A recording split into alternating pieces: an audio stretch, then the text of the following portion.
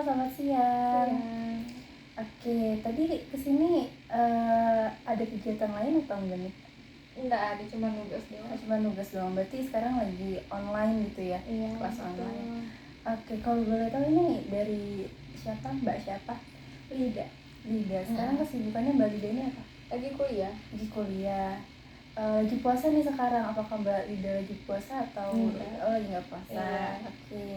Nah, ini pertama kalinya Mbak Lida melaksanakan konseling atau pernah melakukan? Pertama kali. Oke, jadi di sini saya akan menjelaskan sedikit ya mengenai beberapa poin konseling individu gitu ya terutama. Jadi di konseling ini tuh ada asas kerahasiaan. Jadi kita akan yang tahu konseling kali ini cuman saya dan Mbak Lida doang sebagai konselor dan saya sebagai konselor. Nah, terus juga ada asas keterbukaan. Mbak Lida bisa melakukan bisa mengeluarkan semuanya, namun Mbak Lida tidak boleh menyakiti diri sendiri dan tidak boleh menyakiti saya sebagai konselor, dan tidak boleh merusak fasilitas di sini. Tuh. Dan yang terakhir itu ada asas kesukarelaan. Di sini Mbak Lida sukarela atau ada yang nyuruh atau gimana? Sukarela aja gitu. Oke. Saya di sini saya Syada sebagai konselornya Mbak Lida. Kira-kira apakah setelah konseling ini Mbak Lida ada kegiatan lain? Ada kelas online. Ada kelas online. Jam berapa? Jam 14.50. Oh, jam 2:30. Jam 3 kurang. Oke, jadi kita mungkin ada waktu sejaman lah ya lebih. Mungkin kita bisa melakukan konseling dengan maksimal gitu ya. Oke, nah sebelum kita melakukan konseling di sini tuh ada surat perjanjian gitu. Mbak Lida bisa mengisinya. Oke, baik. Saya tanda tangan juga.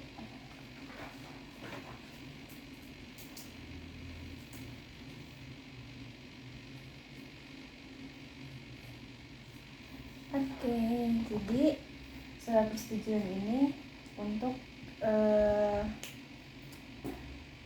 kita perjanjian bahwa di sini Mbak Lida bisa apa ya? Jika Mbak Lida ingin menghentikan konseling secara tiba-tiba diizinkan, karena di sini tertera ya jika tidak nyaman konseling bisa memberhentikan kapanpun gitu. Jadi kalau misalkan Mbak Lida tidak nyaman dengan sesi konseling sekarang bisa dihentikan gitu. Oke. Sekarang Mbak Lida gimana perasaannya? Kondisi hari-harinya Lagi apa ya? Biasa aja sih sebenarnya, cuman paling pusing karena apa? karena tugas. Pusing karena tugas. Iya, betul. Sekarang ini Mbak Lida semester 4. Sedang melakukan UTSK atau gimana? Emang lagi banyak tugas aja. Tugasnya yang bikin pusing tuh kayak gimana sih? Yang bikin pusing tuh apa ya? Karena deadline-nya yang kebanyakan tuh tugas deadline-nya sama, terus dikasihnya itu kayak hamin 4 hari, 3 hari gitu. Padahal itu harus yang kelompok yang harus diskusi dan pembagian segala macam, itu yang bikin capek. Jadi akhirnya kan kayak numpuk gitu, terus belum tentu suatu kelompok semuanya tuh bisa di hari tertentu. Jadi kan akhirnya ditunda sampai dibagi tuh tugas-tugasnya gitu. Itu sih, jadi akhirnya numpuk di belakang, deadline-nya sama semua, ya udah tuh satu malam itu ngerjain sampai. Oke, jadi deadline-nya yang terlalu mepet gitu ya. Terus juga banyak kendala ya, karena anggotanya yang susah dikomunikasikan atau susah dihubungin. Enggak susah dihubungin, enggak susah dikomunikasikan juga sih. Cuman kan semester 4 ini tuh rata-rata emang pada kepanitiaan, kepengurusan dan lain-lain, dan yang udah kayak udah ada jabatan gitu, mereka udah ada di tinggi lah intinya. Jadi ya emang sibuk aja. Kalau kita mau diskusi mereka ada, cuman nggak bisa di yang udah kita tentuin itu, ternyata mereka nggak bisa, ada yang nggak bisa, beberapa orang nggak bisa kayak gitu. Oh, jadi rata-rata temannya Mbak Lida ini punya kepanitiaan masing-masing gitu ya? Iya. Oh, jadi kalau Mbak Lida sendiri ikut organisasi? ikut organisasi apa? UKM seni. UKM seni. Oke, di situ Mbak Lida jadi anggota atau ketuanya atau gimana? Ketua divisinya. Oh, ketua divisi. Oke. Ada nggak sih kendala-kendala dari jadi ketua itu yang bikin ngehambat Mbak Lida mengerjakan tugas? Kalau ngehambat mengerjakan tugas sih sejauh ini enggak ya, karena aku tuh di bagian keuangan gitu, jadi bukan yang terjun langsung ke lapangan, tapi bisa dikerjain secara online juga, dan itu nggak butuh waktu lama gitu ngerjainnya. Jadi ya udah, itu mah nggak menghambat kuliah, Nggak menghambat kuliah, nggak menghambat tugas gitu. Oke, berarti Mbak Lida ini mengikuti UKM yang dimana Mbak Lida ini jadi ketuanya gitu. Ada kesulitan kah dalam mengurusi divisi tersebut? Kalau di dalam divisi mah enggak, cuman mungkin dalam keseluruhan kan, jadi keuangan ini kan masuk lingkar BPH ya. Nah itu tuh kadang suka capeknya tuh tiba-tiba disuruh ketemu BEM lah, disuruh ketemu organisasi yang lain. Itu aja sih yang bikin menghambat, tapi untuk di dalam divisi nggak ada sama sekali. Berarti yang bikin lelahnya itu karena ada eksternal gitu. Iya, ada. Oke. Hal itu bikin Mbak Lida menghambat ngerjain tugas gak sih? Kadang iya, tapi selama ini, sejauh ini selama semester 4 kan, baru kan semester 4 juga, itu belum terlalu menghambat, tapi kadang juga menghambat. Jadi belum semenghambat itu, belum. Oke, jika di rating nih, diskalakan dari 1 sampai 10, organisasi Mbak Lida itu menghambat itu berapa di dalam tugas? Dalam tugas 3. Kenapa 3? Karena nggak menghambat juga, karena gimana ya, kan kalau nugas mulu juga mumet kan. Nah itu juga bisa bikin semangat aku gitu. Jadi kayak abis nugas terus ke situ, terus abis itu baru nugas lagi. Soalnya kalau misalnya nugas mulu tuh malah bikin kayak udah capek, abis itu udah kayak males nugas lagi gitu. Tapi kan kalau kayak gitu juga, kalau misalnya udah ada kegiatan lain tuh bisa bikin semangat juga, kadang bikin semangat juga. Tapi kadang juga ada waktu dimana kayak aku udah niat mau ngerjain, tapi ternyata ada sesuatu yang bikin aku harus keluar gitu. Itu yang bikin menghambat. Tapi itu juga nggak terlalu sering. Nggak terlalu sering. Karena aku kadang kalau kepepet aja sih, aku tuh dipanggil kalau kepepet aja buat eksternal tuh. Oke, baik. Jadi Mbak Lida ini gak gitu terlalu sering dipanggil untuk eksternal. Cuman kadang kalau misalkan kepepet dan Mbak Lida lagi ngerjain tugas itu ngebikin ruwet atau enggak? Bikin ruwet enggak, kesel aja sih. Kesel aja. Karena dikabarin dadakan gitu kan. Iya, kabarin dadakan. Oke. Selain itu adakah kendala lain dari organisasi? Belum ada. Oke. Di sini saya lihat ya, tadi kan Mbak Lida sebelum kesini sempat bilang kalau misalkan Mbak Lida nge-push dirinya sendiri itu kadang sakit gitu ya, kelelahan kalau kecapean. Itu gimana? Maksudnya kenapa bisa seperti itu? Karena nggak tahu ya, kan aku tuh sering banget punya target gitu. Maksudnya dalam akademik aku senang mengejar target dan senang mendapatkan target itu. Kan jadi kayak kalau misal aku udah punya target itu, aku tuh harus mendapatkan itu gitu. Dan aku tuh udah punya plannya, kayak misalnya ini UTS gitu, itu kan pasti ya setiap orang punya targetnya sendiri lah ya. Nah aku pasang target pasti lebih tinggi dari semester sebelumnya. Jadi aku sendiri udah bikin timeline buat belajar kapan ke jam segini, kayak hari ini mulai dari berapa minggu yang lalu atau beberapa hari yang lalu.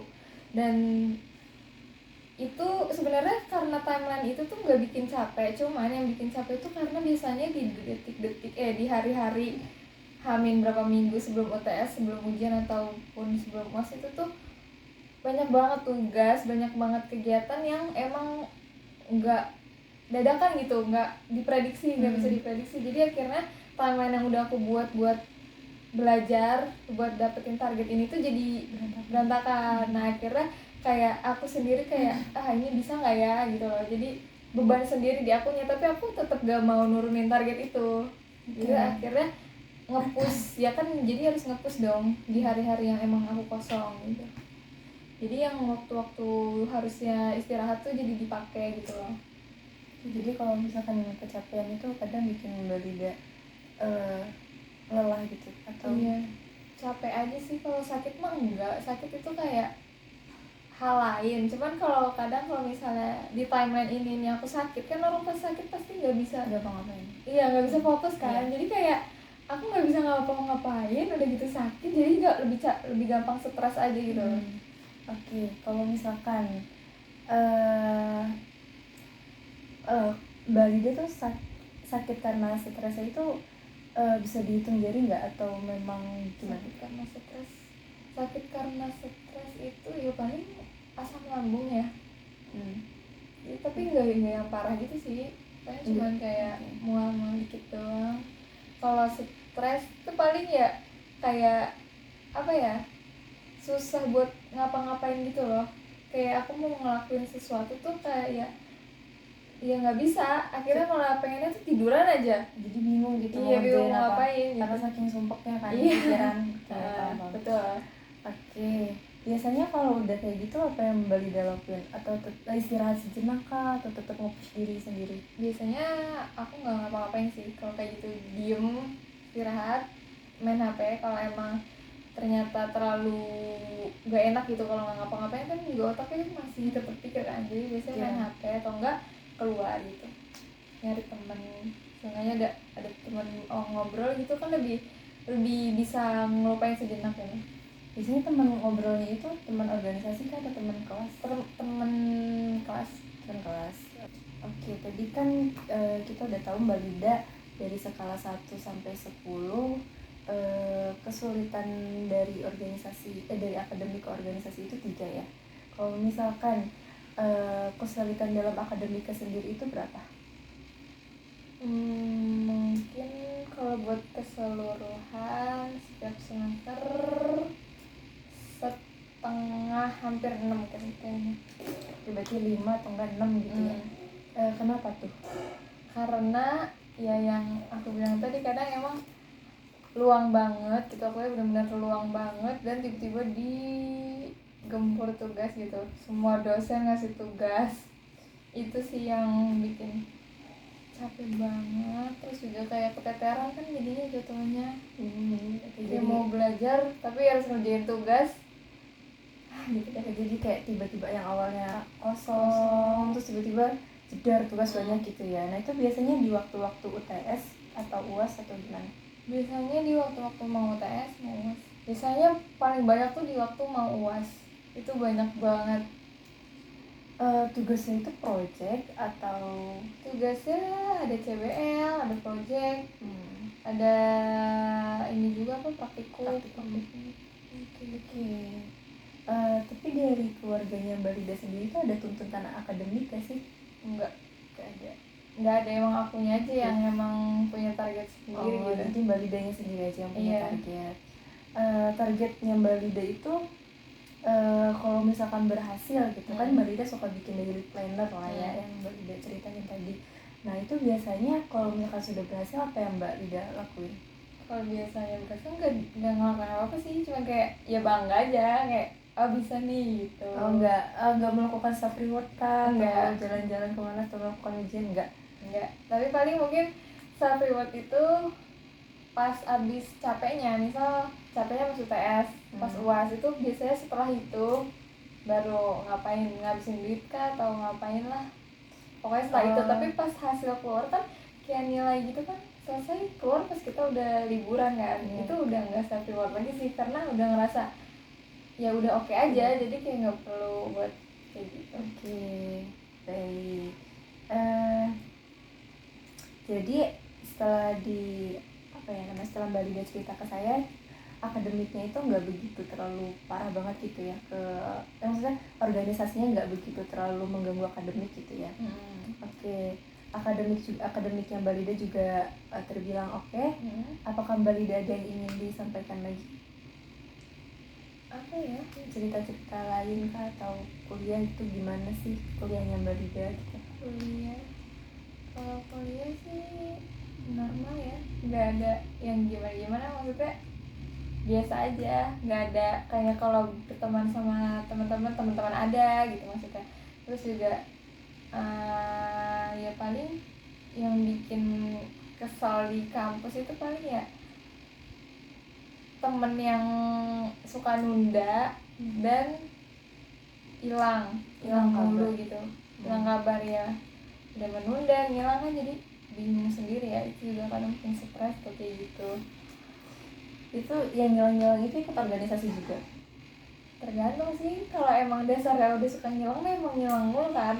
Tapi emang beberapa ikut organisasi, tapi kebanyakan yang ikut organisasi ya emang bertanggung jawab ya, jadi dia nggak ngilang. Tapi beberapa yang nggak ikut organisasi ini nih kadang suka tiba-tiba nggak ada gitu. Tiba-tiba nggak ada, tiba-tiba udah di rumah lah, harusnya kerja kelompok kayak gitu. Tapi ada nggak sih yang bikin, kalau misalnya kalau udah kayak gitu teman Mbak Lida yang udah ngilang, terus Mbak Lida suka kayak ih kesel banget nih anak kok nggak ada kabar sih, nyusahin deh gitu, ada gak sih rasa Ada gitu? dong, ada dong, pengen giret aja gitu rasanya, capek. Tapi teman-teman yang lain tuh kayak gitu juga gak sih sama orang tersebut atau gimana? Biasanya mungkin cerita aja ya, kayak ada teman yang emang dia tuh susah hilang-hilangan, terus juga susah dihubungin gitu. Dia tuh punya jamnya sendiri, jadi dia emang benar-benar sedetail itu buat jam dia, plan dia tuh benar-benar sedetail per jam gitu loh. Jadi dia tidur jam segini, dia nge-gym jam segini, dia makan jam segini. Itu tuh kayak bikin kitanya sendiri sebagai teman tuh susah gitu buat nge-reach dia kan. Soalnya kadang kita tuh pada free di jam malam kan, nah dan dia tuh udah tidur, sedangkan banyak banget yang harus direvisi dari dia, dan dia tuh ngerjainnya mepet gitu. Jadi kalau buat revisi itu tuh nggak ada waktu buat revisi, akhirnya yang capek juga kita lagi yang selain dia. Dan reaksi aku sama teman-teman ya pasti sama lah ya, kayak udah capek gitu, kayak udah sering ngingetin juga, tapi akhirnya ya udah dia ini masih kayak gitu aja, nggak mau bantu gitu. Padahal kan ya namanya kerja kelompok bareng-bareng kan. Dia ngerjainnya mepet deadline banget, kayak malam sebelum pengumpulan gitu? Biasanya ya malam sebelum pengumpulan ya udah selesai terus langsung ditinggal tidur gitu. Biasanya ada orang yang kayak gitu. Oh alah, berarti dia planner banget gitu ya? Iya, emang kalau kayak udah jamnya dia, cuman ya menurut aku itu masih kurang bagus ya, karena seenggaknya kerjain dari lama gitu, biar kitanya juga bisa ngoreksi ke dia kan.